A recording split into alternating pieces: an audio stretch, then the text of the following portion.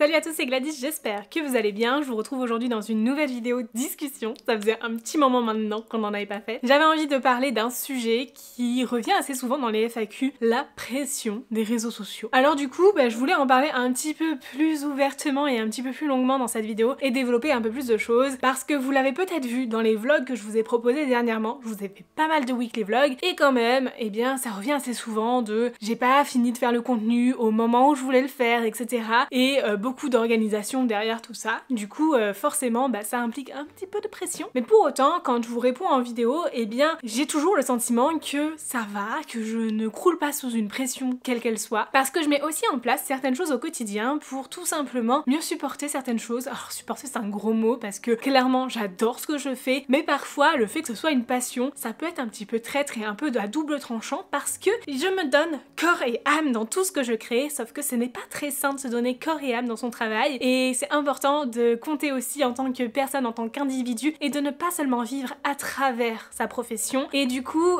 franchement, c'est quelque chose que j'ai réalisé au fur et à mesure du temps. Honnêtement, ça se fait pas tout seul du jour au lendemain et vous allez pas pouvoir mettre en place certaines choses si vous êtes dans ce cas-là. Honnêtement, si vous êtes dans ce cas-là, je pense que cette vidéo vous sera peut-être un peu utile, que vous soyez créateur de contenu à temps plein ou à temps partiel ou en parallèle de votre travail à temps plein parce que clairement, c'est pas donné à tout le monde d'en dégager des revenus décents pour en vivre. Et puis si vous êtes dans l'autre catégorie, c'est-à-dire spectateur de contenu sur les réseaux sociaux sans en créer, ça peut peut-être vous permettre de comprendre un petit peu plus tout ce qu'il y a derrière un contenu que vous allez visionner et le travail qu'il peut y avoir derrière, l'impact qu'il peut y avoir sur les personnes qui le créent, sachant que c'est différent pour chacun. La charge n'est pas la même selon tous les contenus qui sont faits, bien sûr, et on a tous nos affinités, nos goûts qui font qu'il y a certaines choses qui sont plus difficiles à faire que pour une autre personne et qu'on va vraiment apprécier faire d'autres choses. Enfin bref, chaque personne est unique et différente. Je vais surtout vous parler de moi, mais en même temps on est sur ma chaîne. Est-ce étonnant? Je ne pense pas. Pour ma part, ce qui a commencé à changer, ça a été à partir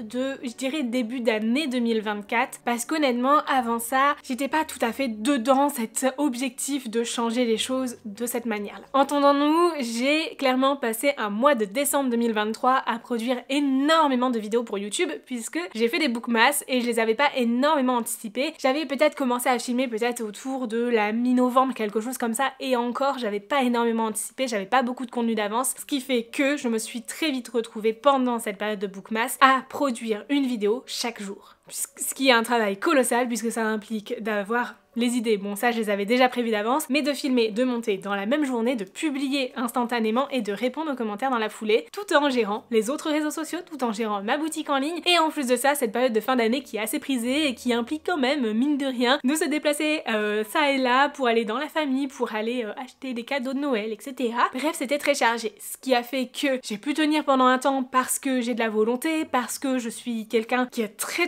travailleur, donc franchement c'était pas trop difficile de ce côté-là, mais j'ai quand même pas mal laissé tomber mes autres réseaux. La chose à laquelle je m'attendais pas, c'était de me retrouver en janvier avec un trop-plein émotionnel, un trop-plein d'avoir autant créé de contenu, etc., d'avoir finalement autant donné de ma personne, parce que quand on crée du contenu, on donne beaucoup de soi dedans, qu'importe le contenu qu'on fait. Alors oui, il y a des contenus qui sont plus personnels que d'autres, mais dans tous les cas, en fait, le fait d'être créatif et tout, c'est quelque chose qui doit se ressourcer et ça vient pas comme ça, hein. C'est pas un puits sans fin de créativité et à un moment donné, on arrive au bout. En plus de ça, le mois de janvier, pour moi, c'était un mois très compliqué puisque c'était l'anniversaire de la mort de ma grand-mère et je m'attendais pas à ce que un an après son décès, alors que j'avais déjà fait mon deuil, ça revienne me hanter et que voilà, je ressente encore ces émotions négatives, donc je me suis beaucoup renfermée sur moi-même et pour le coup, créer des contenus comme des vidéos YouTube, c'était très dur parce que ça implique quand même de se montrer en vidéo, de parler devant la caméra et de s'ouvrir aux autres. Et pour moi, les vidéos YouTube, c'est vraiment le contenu dans lequel je suis le plus moi. Alors c'est très particulier à dire, mais j'ai l'impression de donner beaucoup de ma personne du fait de filmer ces vidéos-là. C'est quelque chose que je ne suis pas capable de faire à tout moment, n'importe quand dans ma journée. Et là, je vous parle pas d'être apprêtée ou autre, je vous parle vraiment juste d'avoir l'énergie de filmer parce que c'est une énergie qui est très particulière et qui est beaucoup dans le partage et honnêtement, tant qu'on l'a pas fait, on peut pas vraiment se rendre compte de ce que ça représente, mais clairement c'est quelque chose qu'il faut réussir à caser dans un emploi du temps. Donc c'est aussi pour ça que j'ai pas posté beaucoup de vidéos en début d'année, d'autant plus qu'après en février j'étais malade, j'ai eu mal à la gorge et j'ai toussé pendant clairement 2 mois après ça, donc ça a été très compliqué de ce côté-là honnêtement, mais c'est un aléa du métier, un aléa du quotidien j'ai envie de dire, de la vie, ça n'a absolument rien à voir avec le reste. Si aujourd'hui je voulais vous parler de cette pression des réseaux sociaux et en même temps de la fréquence de publication, parce que pour moi c'est très lié, bah c'est parce qu'en fait je me rends compte que je ne publie pas beaucoup sur d'autres réseaux, que voilà, mon cœur il va pour YouTube et quand j'ai l'énergie pour, je le fais à fond, j'adore ça. Et quand j'ai moins l'énergie, ben vous allez peut-être des fois plus me retrouver sur d'autres réseaux, mais en même temps, vraiment c'est ce que je préfère faire YouTube. Et c'est hyper contradictoire parce que d'un autre côté, j'adore les autres choses, j'adore faire d'autres contenus, j'adore prendre des photos, etc. Et je suis dans cet entre-deux où parfois, bah, j'ai juste pas envie de me forcer et j'accepte ça en fait. J'accepte de ne pas me forcer, j'accepte de faire les choses à mon rythme. Alors entendons-nous, tant qu'il n'y a pas de collaboration derrière, parce que forcément s'il y a une collaboration, j'ai des engagements à tenir. Bon, honnêtement, j'ai pas si souvent que ça des propositions et quand j'en ai et que je les accepte, eh bien c'est toujours un plaisir intense de faire ces contenus, de créer ça et du coup finalement je suis tellement contente de pouvoir travailler et d'être rémunérée pour et pouvoir faire ce que j'aime faire que en fait tout va bien. Vraiment. La première chose sur laquelle je voulais revenir, c'était sur le fait de publier beaucoup qui peut impacter la créativité qu'on peut avoir parce que finalement je m'en suis rendu compte quand je planifie beaucoup de posts à l'avance, pas forcément en les créant à l'avance et en les planifiant pour qu'ils se publient tout seuls, mais juste en fait quand j'anticipe certains sujets dont je vais parler, etc. et bien soit je peux avoir énormément de créativité à certains moments et des idées que je trouve plutôt intéressantes qui sortent un petit peu de l'ordinaire et en même temps parfois eh bien je trouve quand même que de faire un certain nombre de posts ça devient très redondant et ça revient très rapidement à la même chose. Sur YouTube vous avez clairement les incontournables, le bilan lecture, l'unboxing, les parutions livresques, etc. J'adore les faire, j'adore les proposer, les bilans lecture font partie de mes vidéos préférées, mais j'aime justement pouvoir publier plus pour être un peu plus créative et du coup justement en ayant un rythme de publication un peu plus soutenu, vous proposer des contenus qui changent un peu de l'ordinaire comme ce genre de vidéos discussion que l'on retrouve pas forcément tous les 4 matins. Mais d'un autre côté, eh bien sur Instagram je trouve que c'est l'inverse. Je trouve que quand je publie beaucoup, je vais très rapidement publier beaucoup de fois le même type de contenu, des avis lecture. Et c'est pas forcément ce qui marche le mieux sur la plateforme, c'est pas forcément ce pour lequel je prends le plus de plaisir parce qu'autant j'adore prendre en photo, autant écrire mon avis, ça me gave un peu, surtout quand j'ai déjà répété 15 fois mon avis en vidéo sur YouTube. Mais voilà, ça fait partie du jeu que si voilà je veux le proposer à l'écrit, bah j'ai pas le choix que de l'écrire à un moment donné et en même temps le fait de l'écrire, eh bien ça me permet de poser un peu plus les mots et parfois de trouver de meilleures façons de m'exprimer pour exprimer ma pensée, exprimer mon ressenti, etc. Et honnêtement je pense qu'il faut un entre-deux qui laisse cette place à la créativité et qui en même temps la stimule parce que si on ne fait rien pendant longtemps, on finit par ne plus arriver à faire grand chose aussi. En tout cas c'est mon cas, c'est mon ressenti. Je sais pas si c'est aussi le vôtre donc n'hésitez pas à me le dire en commentaire si c'est le cas, mais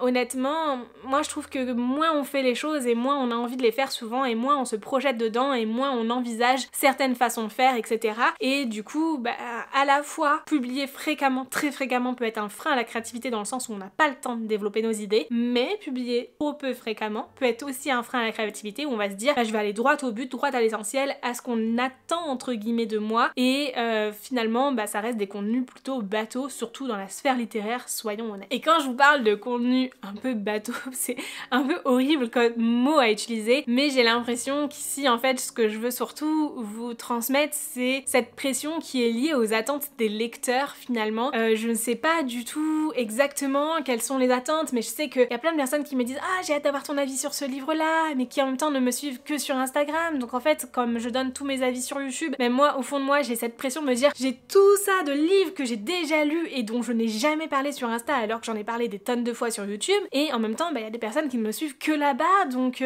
finalement elles attendent peut-être à ce que je publie ça, et puis je vois très bien qu'il y a certains contenus qui fonctionnent mieux que d'autres et que dès qu'on fait un contenu un peu plus original, c'est pas forcément ce qui marche le mieux, donc on essaie aussi de correspondre à ces attentes là parce que c'est pas juste une question de réussir à faire des chiffres clairement pas, parce que si c'était ça, je pense pas que je ferais de la littérature, honnêtement, c'est pas ce qui marche le mieux sur les réseaux. Mais je pense qu'en fait c'est aussi cette envie de satisfaire les personnes qui sont abonnées à la chaîne. Enfin, quand je vous dis à la chaîne, c'est parce que je pense surtout à YouTube dans ce cas de figure-là, pour les contenus qui marchent vraiment bien sur YouTube. Mais honnêtement, sur Insta aussi, on peut trouver des contenus qui marchent super bien. Du même type que mettre en avant un livre vu et revu sur les réseaux, mais qui est hyper hypé, marchera toujours mieux que de mettre en avant un livre auto-édité, par exemple, dont on n'a jamais entendu ni d'Ève ni d'Adam. Et pourtant,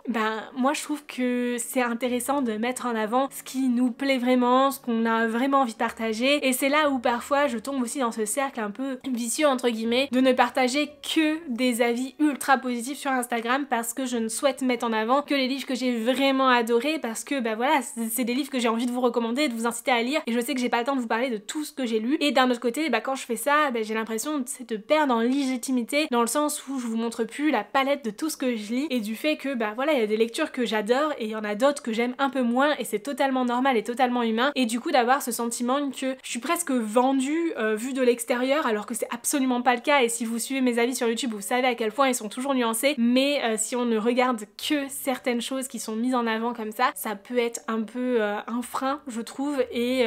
une remise en question peut-être de l'honnêteté au premier abord. Et franchement, vous le savez à quel point c'est quelque chose qui me touche énormément, parce que voilà, je suis toujours sincère dans ce que je dis, je vous le répète tout le temps, c'est hallucinant, mais c'est vrai en fait, c'est vrai. Et du coup j'ai pas envie de rentrer dans un cercle vicieux comme ça, d'où le fait qu'il est assez important d'avoir une fréquence relativement soutenue pour pouvoir partager un peu de tout, et ne pas partager que des avis ultra positifs, mais partager aussi parfois des déceptions, parce que c'est aussi ça la vie de lectrice, et que tout n'est pas toujours tout rose, tout ne correspond pas toujours à ce qu'on voudrait lire, même si je suis un public plutôt facile quand même. Mais voilà, parfois il y a des déceptions, et c'est aussi le but en fait, de pouvoir aussi vous dire moi j'ai pas aimé ce livre là pour telle raison. Si vous n'avez les mêmes goûts que moi, peut-être que vous l'aimerez pas, mais si vous n'avez pas les mêmes goûts que moi, peut-être que vous l'apprécierez aussi. Et en même temps voilà, ça revient aussi à ça, que créer du contenu c'est aussi mon travail, donc c'est important pour moi de proposer des contenus qui retracent tout ce que je lis, qui retracent un peu cette palette complète de mes lectures, pour pouvoir justement montrer que voilà, je suis capable de lire plein de choses différentes, et réussir à avoir une certaine créativité dans ce que je propose, pour pouvoir montrer que je suis capable de faire différents contenus. Et autant j'ai plein d'idées de contenu en tête, autant sur le papier j'en fais pas tant que ça en fait, hein. Et ça c'est un peu dommage, parce que je sais que pour proposer ces contenus là, faut soit que j'arrête de faire des contenus très réguliers qui reviennent tout le temps mais qui marchent bien et qui permettent de toucher un nouveau public, et que du coup je me lance un peu dans le bain de faire des choses parfois un peu plus originales, mais avec le risque comme ça que ça ne touche pas le public ciblé, que ça ne correspond pas à la communauté que j'ai actuellement et tout ça. Et en même temps ça veut pas dire pour autant que je n'aime pas l'autre contenu que je fais déjà, enfin c'est hyper compliqué. En fait j'aimerais juste être un robot et pouvoir faire 1 milliard de choses tout le temps sans jamais m'arrêter, sans jamais avoir besoin de me reposer, de me ressourcer et tout ça, sauf que c'est pas possible, je suis juste humaine en fait, et c'est totalement normal d'arriver parfois au bout. Et honnêtement j'ai une admiration mais sans faille pour les personnes qui cumulent la création de contenu avec leur métier, que ce soit en temps complet ou même en temps partiel, parce que je trouve ça mais juste hallucinant de réussir à faire tout ça. Alors je l'ai fait pendant un temps donc je sais ce que c'est, mais clairement je trouve quand même que c'est complètement différent, surtout en termes de santé mentale, lorsque l'on a tout son temps pour faire les choses. Et en même temps c'est aussi une pression. C'est une pression dans un autre sens, parce que mes revenus viennent de là en fait, et donc à un moment donné si je ne fais pas les choses, et si je ne fais pas entre guillemets ce qui marche, et bien c'est un petit peu plus compliqué d'en dégager des revenus décents, et de pouvoir continuer à vivre de ça. Et du coup forcément il y a plein de fois où voilà, je me remets en question, je me pose des questions sur savoir est-ce que c'est vraiment une bonne idée de continuer à le faire en temps complet, ou est-ce que je devrais pas avoir un autre travail à côté, même si ça m'enlèverait du temps pour créer du contenu. Est-ce que voilà, je démarche suffisamment, est-ce que ce que je fais est suffisamment intéressant, est-ce que je me démarque aussi des autres, etc. C'est très très très compliqué de pouvoir cerner tout ça, et forcément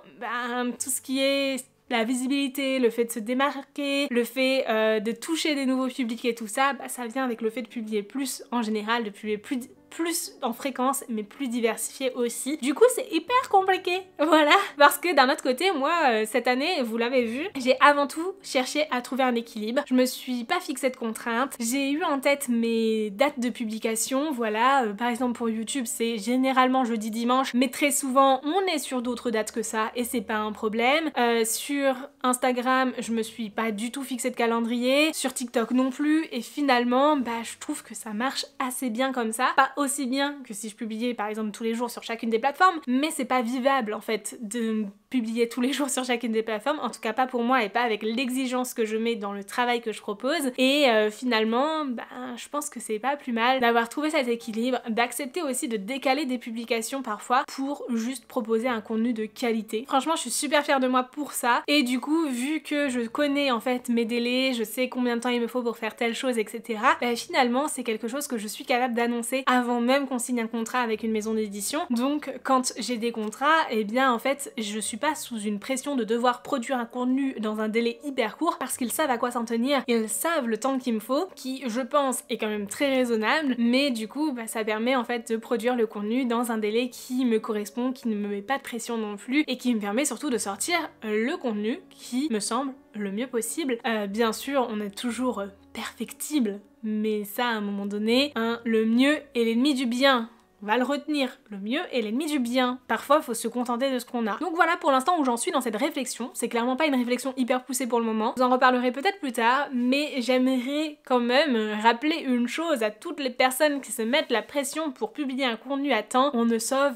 pas des vies. Je pense qu'on fait du bien à certaines personnes. J'ai eu des retours en ce sens, donc j'en suis même convaincue et persuadée. Et honnêtement, je suis aussi très enchantée que ce soit le cas parce que ça me fait vraiment plaisir de savoir que ce que je peux vous proposer vous apporte du positif dans vos vies. Mais honnêtement, qu'un contenu proposé spontanément soit décalé de quelques heures ou de quelques jours, je suis pas certaine que ça fasse une différence. Donc n'hésitez pas à me dire ce que vous en pensez en commentaire. Je serais vraiment ravie d'avoir votre retour, surtout si vous n'êtes pas créateur de contenu. Auquel cas, je sais pas si vous êtes vraiment resté jusqu'au bout, mais si c'est le cas, n'hésitez pas à me dire ce que vous en pensez en commentaire, si vous êtes vraiment à l'affût des publications, si vous avez vraiment en tête les plannings de publication de chacun, ou si au contraire c'est plus vous ouvrez l'appli et vous voyez que tiens, telle personne a publié, tant mieux. Et si c'est pas le cas, en fait vous l'oubliez parce qu'il y a déjà 1 milliard de contenus tous les jours sur les réseaux sociaux et que clairement vous avez bien trop déjà à digérer pour pouvoir tout voir. Franchement, ouais, je serais bien curieuse de connaître votre retour là-dessus. En tout cas, je suis bien contente de m'en être détachée, de plus me mettre de pression sur quand est-ce que je publie, même si j'avoue que parfois j'aimerais bien être un peu plus régulière, un peu plus fréquente pour pouvoir proposer plus de choses, encore une fois, développer un peu plus les idées que je peux avoir en tête et que je propose jamais.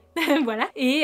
d'un autre côté, je sais qu'il y a certaines idées que j'ai en tête qui prennent beaucoup de temps à être réalisées et du coup forcément si je vous propose par exemple une vidéo qui m'a pris des jours et des jours à faire, c'est très compliqué de vous proposer d'autres vidéos à côté, alors que parfois je peux faire une vidéo en quelques heures grand maximum, comme celle-ci, qui je pense sera très rapide à monter, puisqu'en plus de ça, elle était très rapide à enregistrer, puisque j'ai 20 minutes de rush, et clairement, j'avais rien préparé avant. Comme toujours quand je vous fais des vidéos discussion, j'allume ma caméra, je discute avec vous et il n'y a aucun sens, aucune direction. J'ai probablement pas réussi à exprimer le fond de ma pensée tel que je le souhaitais, j'ai probablement oublié des choses et je m'en rendrai compte au montage et me mordrai les doigts à ce moment-là, mais c'est pas grave. J'espère en tout cas que c'était suffisamment cohérent pour être compréhensible pour vous et écoutez, je vous retrouve prochainement dans d'autres vidéos. En attendant la prochaine vidéo, je vous fais bien évidemment de très gros bisous, je vous souhaite de très belles lectures et je vous dis à très bientôt. Ciao!